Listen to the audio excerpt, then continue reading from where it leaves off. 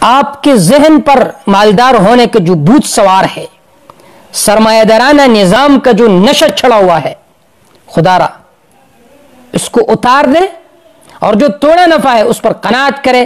اللہ تعالیٰ انشاءاللہ اس میں برکت نازل فرمائیں گے. آج کل آپ نے دیکھے ہوں گے ہر کوئی یہی سوچتا رہتا ہے کہ میں کس طرح مالدار ہو جاؤں، کس طرح میں ارب پتی بن جاؤں. اس وجہ سے ہر کمپنی میں اپنے پیسے کو جمع کرتا ہے. تو عزیز دوستو، آج کل جعلی آن لائن بزنس یہ بہت زیادہ عام ہو چکے ہیں. اس کی کچھ علامتیں ہیں وہ میں آپ کے سامنے بیان کرنا چاہتا ہوں.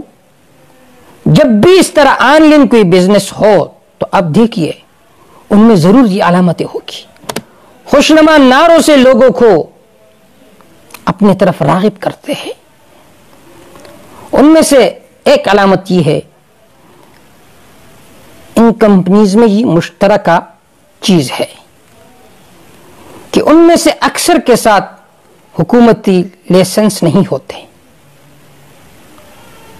جب ان کے پاس حکومتی لائسنس نہیں ہے، حکومت کے زیر نگرانی میں وہ کمپنی نہیں چل رہی ہے، تو عین ممکن ہے کہ اس میں بہت بڑا غبن پیدا ہو جائے اور آخر میں جو لوگ شریک ہو چکے ہیں، غریب لوگ، ان کا بڑے پیمانے پر نقصان ہوگا اور بڑے پیمانے پر وہ نقصان اٹھانے والے ہوں گے.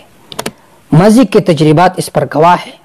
ڈبل شاہ میں جس نے پیسے جمع کیے تھے مضاربہ کے نام سے، آخر میں آج تک وہ لوگ رو رہے ہیں. آج تک کیوں؟ وہ حکومت کے زیر نگرانی وہ ادارہ نہیں تھا. جعلی انہوں نے چیزیں بنائی تھی، لائسنس وغیرہ بنائے تھے کہ ہمیں حکومت نے اجازت دی ہے. تو مابعل اشتراک ان اکثر کمپنی میں یہی چیزیں ہوتی ہے کہ ان کے پاس سرکاری و حکومتی لائسنس نہیں ہوتے، ان کی نگرانی میں وہ ادارے نہیں چلتے. دوسرے نمبر پر وہ کمپنیاں قوم سے لامحدود اور مسلسل انداز سے سرمایہ جمع کرتا ہے.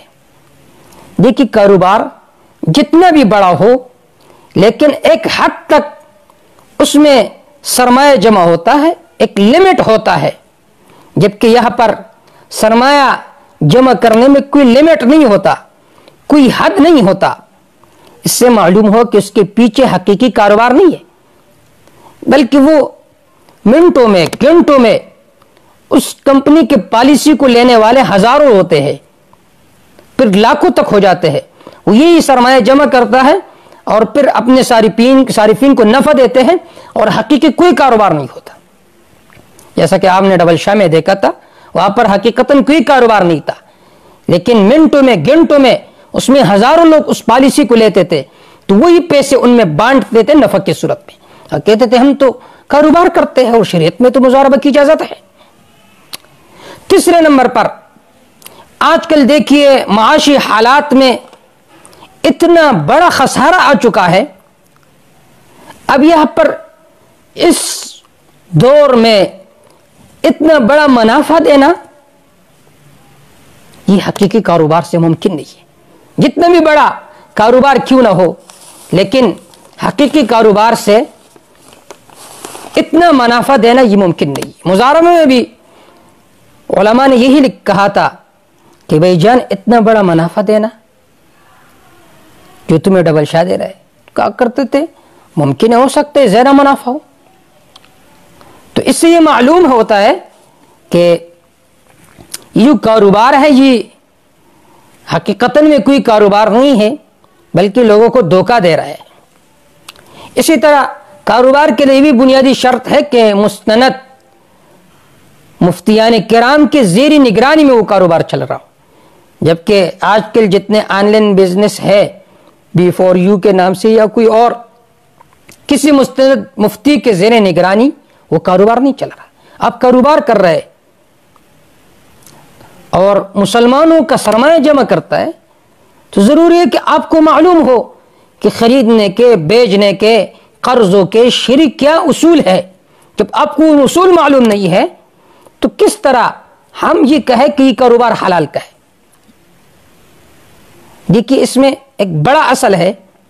آپ صلی اللہ علیہ وسلم نے فرمایا الحلال بین والحرام بین وبینہما مشتبہات لا یعلمہن کثیر من الناس، کہ حلال بھی واضح ہے حرام بھی واضح ہے.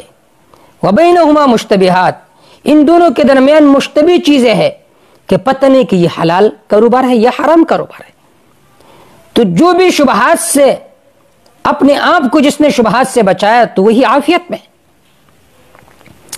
تو یہ قرائن اس بات کے کہ یہ کاروبار یہ حرام کاروبار ہے، حقیقت میں کوئی کاروبار نہیں ہے جب کسی مفتی کے زیر نگرانی نہیں چل رہا ہے. بازار میں تو لوگوں کو مرابہ کا پتہ نہیں ہے، تولیہ کا پتہ نہیں ہے، وضیعہ مساومہ کا پتہ نہیں ہے، کس طرح یہ اتنا بڑا کاروبار چلا رہا ہے. تو ضروری ہے کہ اس میں کوئی ماہر اور مستند مفتی ہو، اس کے زیر نگرانی میں کاروبار چل رہا ہو. اسی طرح نمبر 6، اس طرح کاروبار جو ہے اس میں مزاربت کے نام سے جو کاروبار چل رہے ہیں، تو اس کی ایک صورت ہمارے قریب کے زمانے میں ڈبل شاہ کی صورت میں بھی آپ نے دیکھا تھا، لیکن اس کی صورت تھوڑی سی مختلف تھی. آج کمپیوٹرائز آن لائن سسٹم ہے اور اس وقت صورت تھوڑی سی مختلف تھی. ہے دونوں ایک چیز ہے، کوئی فرق نہیں ہے. تو لہٰذا ضروری یہ ہے کہ ہم عوام کو خسارے سے بچائے، انفرادی طور پر بھی اجتماعی طور پر بھی. اور میں اکثر یہ بات کہا کرتا ہوں اپنے عوام بھائیوں سے کہ دیکھیے آپ کے ذہن پر مالدار ہونے کا جو بھوت سوار ہے، سرمایہ دارانہ نظام کا جو نشہ چڑھا ہوا ہے، خدا را اس کو اتار دیں اور جو تھوڑا نفع ہے اس پر قناعت کرے. اللہ تعالیٰ انشاءاللہ اس میں برکت نازل فرمائیں گے.